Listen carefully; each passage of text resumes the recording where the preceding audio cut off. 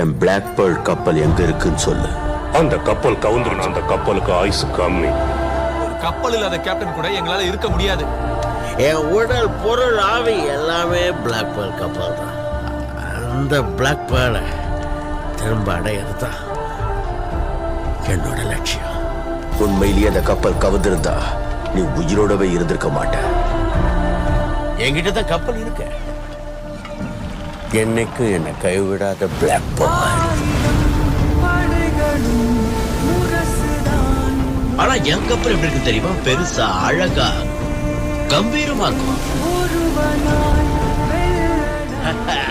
5 வருஷத்துக்கு முன்னாடி பிளாக்